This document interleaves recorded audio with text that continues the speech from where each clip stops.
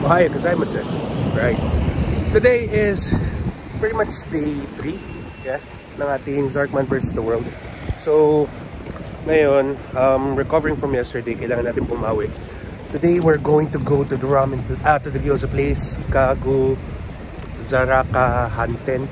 Nasa Idabashi siya. So, again, from yesterday kasi, sabi daw nila, yung lahat ng mga challenges kasi pwede mong orderin on the spot maliban lang doon sa gyoza because you have to prepare it. So I'm actually gonna go for the ramen challenge dahil kasi well, it's ramen at saka pangalawa, kung matalo man hindi siya masyado masakit. Pero syempre we're not gonna do that. So ang gagawin ko pagdating doon, I have to strategize. So I had like one run kahapon, I had a practice run kahapon, pero let's just see where that'll take me. Ang tip sa akin na binigay ni Jaime is una, huwag kang throw up or get sick, and pangalawa is pace yourself. So we got a 1-hour time limit for all their challenges, so I'm going to do that. I mean, that's the whole point of the OB series then. It boils down to this. I'm using the lift now dahil kasi I really have to conserve energy. Sorry na naman. Pero it's so beautiful. Even yung mga public transits may tumayos na elevator. Paliving. ETA natin mga around 12. So, okay na rin yan. Going into peak. We're gonna ride the Hibiya line. Papunta tayo ng Akihabara. And then from there, sakay tayo ng connecting papuntang Idibashi. Yeah. Lakas mga local eh, no? Yan talaga. Man, I could see myself like staying here then. It's either here, Thailand, kasi it's affordable. Any place I go actually. Sepas. Sobrang fascinating yung subway or railway system sa Tokyo. I think yun din naman yung plan nila for the Philippines. Kaso ang problema, masyadong matagal bago magawa. So, hopefully, alam mo yun, praying for better things na kung ano man yung mga railway projects natin, matuloy-tuloy na. Dahil kasi ang laking ginhawa pag natapos yun. Dito tayo sasakay sa Nakamaguro. Yun yung paputangan na yung Akihabara. I do apologize for the past few days kung medyo malat yung boses ko dahil kasi ang lamig dito. Malamig, it gets really cold pero ang sarap. Grabe. Lalo na pag sanay ka dun sa mga Baguio weather. Baguio weather times, pretty much going times 2 right now. And sabi daw nila mas lalamig pa daw siya pag palapit ng winter. It's a sunny day ulit dito sa Akihabara. So, okay, pasok tayo. Punta tayo dun sa may train. Same train na sinakyan natin papunta Shibuya kagabi. Pagdating ko dito sa may station, so nag-charge na ako ng Suica card. May balance pa naman, pero naglagay na lang ng additional 1,000. And since medyo malapit na rin yung the middle of the trip na rin ako siguro pagdating ng last day, pagpapunta ng Skyliner ko ito nakita, baka doon ulit ako mag-charge. Medyo malaki. Nakakatawa na. Itong train na to, itong nasasakyan ko, it's pretty much like the MRT. Galing.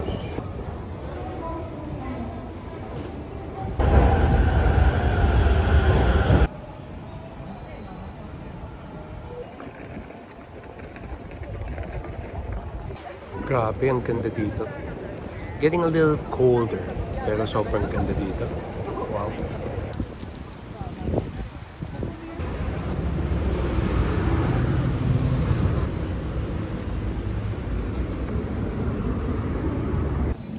Okay, so ang sabi nila sa akin hindi pwede siyang i-order during lunch time. So kailangan ko pumunta dito ng mga around 5. Well, I guess more time for me to explore, I guess. So ang gagawin ko na muna, ikot ako dito Shinjuku, tingin tayo, tapos nun probably get my appetite up. I can't eat the whole day. Yeah, bawal akong kumain. Tapos nun ano pa ba? Dahil kasi iniisip ko, kung mag-challenge ako mamaya hanggang gabi yun, baka magano ako. Hindi, baka pamili muna ako. May pag-gusto pabili sa maya. Maunahin ko naman yan. So, nabalik ko, it's either ito or ito. Dahil kasi grabe yung 10,000. I mean, mga around 9,400 yung updated price. Pero, if you think about it, malaking money pa rin siya yung UK. And right now, since I'm working on a budget, it's out of the reach right now. Pero sige, what I have to do, I'll do. Tapos I could get to planning na for Tokyo Part 2. Nakatawa eh, no? This is pretty much an area, malayo siya Shinjuku. So, at least naka-heads up na ako. Mamaya talagang kailangan ko mag-press it. May arcade dito pala sa tabi, oh. This is Oasis. Dapat din mo. It's arcade. Man. Sobrang sulit. Sige, let's get back to the train.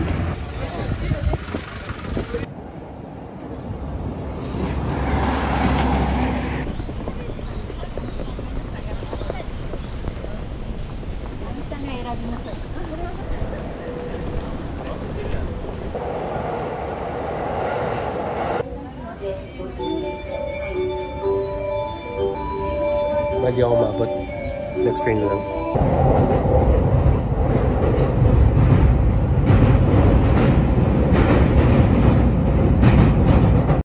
Okay, so nandito ko ngayon sa pinagbilan ko kahapon ng Manfrotto.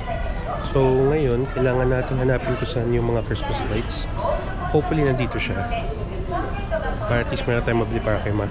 Kasi as much as I would like to vent, kasi parang ang pinakamahirap talaga ma-read sa mga gustong bilhin si Ma eh.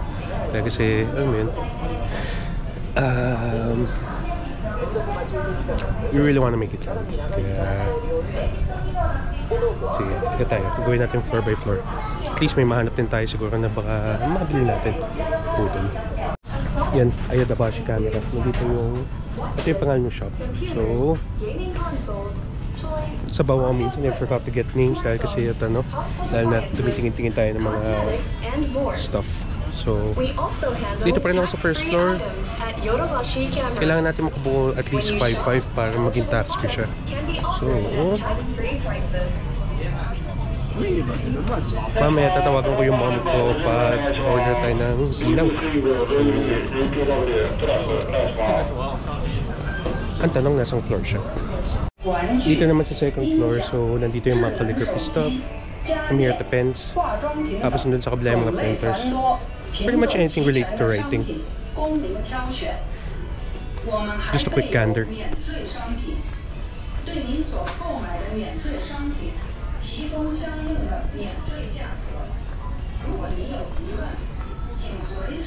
Sobrang impressive. Available na pala dito yung MetaQuest. So parang siyang yung VR goggles ng Meta. I mean, if you're into augmented reality na. Sa Pilipinas, medyo mahirap pang i-simulate. Yeah. Due to a lot of things.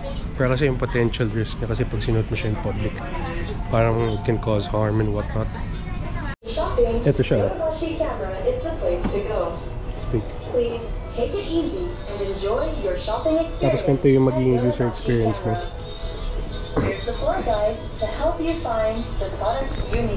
Solid, no? I mean, kung gagamitin mo din siya for watching, siguro napakaganda na experience. Pero kung maglalaro ka ng mga NBA 2K, mga ganun, it's gonna be a whole lot of fun. Plus potential exercise. Dun sa floor sa baba, I believe that's the 5th floor, 6th floor. Nandun, and the 4th floor pala, nandun yung mga appliances. Yeah. So dito sa taas, sana may mga ilaw. Yeah, so just an update lang. Yung LED lights nila na may solar panel ay walang available. So ngayon, ang mangyayari is try ko na munang pumunta sa Donkey kung meron. Tapos from there, let's make a decision. Kung meron man, bibiling ko na. Kung wala, I have to look for another spot. Hopefully nga meron dito sa Akihabara area.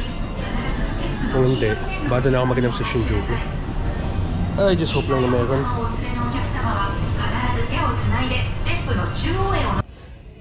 Bili na rin ako ng timer for future challenges. This will come in handy. Ewan ko na kung maninaw niyo, pero there's a cap. Neat cafe, oh. So kawaii. Galing. I guess kung matagal pa yung stay ko dito, we definitely dedicate an entire day dito. Pero given lang yung circumstances natin ngayon, something to look forward to next time. Yun yung promise with every travel eh. Kaya I really look forward to that. Sige, malapit na donkey dito. It's a gamer and anime lovers paradise. Sobrang sulit.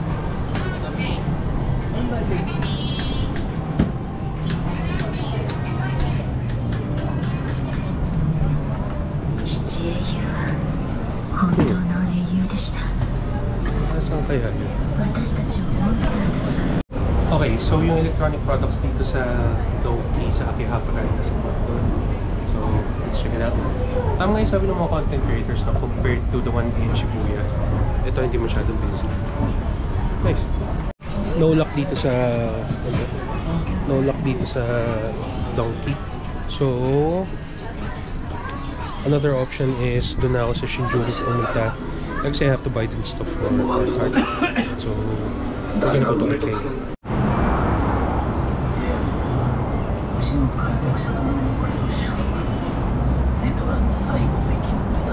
Sobrang impressive. Right now, I can take a seat. And kailangan ko mag-conserve ng energy maya-maya. So, siguro pagkatapos natin dun sa IKEA, diretso na kagad tayo dun sa sa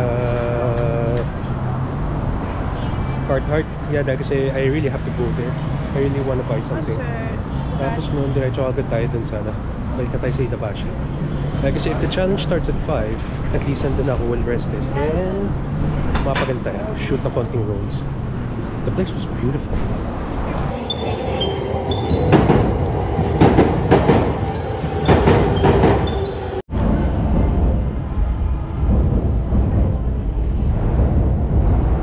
So we're at Shinjuku. Hindi ko alam kung malamig ba dito sa loob. Lamig dito sa loob. Walang ako nakikita ng aircon eh. Walang heater. Sige. For the itinerary, para madadaanan ko na muna yung flagship store ng Carhartt bago tayo pumunta ng IKEA. So, let's do that. Wow! It's impressive. Super solid. Okay, so head on south daw, tapos from there. Sana makita kagad. Sana madali makita. So, apparently nandun daw siya sa 6th floor. Sige, tayo natin tumaas yung elevator. Nandun siya sa basement, going up.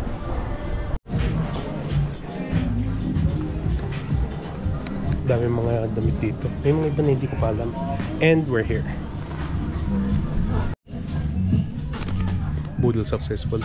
Saan lang tayo mag-hauling or mag-unboxing. Ang ganda, no? Ang ganda ng mga items na dito. Okay, so tapos na yung boodle for me. Ganun lang kabilis na. Tapos diretso tayo ngayon ng IKEA. So kailangan natin i-check kung saang floor located yung Christmas lights. Tapos from there doon ako bibili. Okay, paulakin natin. Sobrang solid. Ganda dito. Ngayon, nasa ng flagship store ng Carhartt. Ang ganda talaga. Ibang level. Okay, pagliko natin dito sa kanto, makikita ko na daw ang IKEA. So, let's get to it.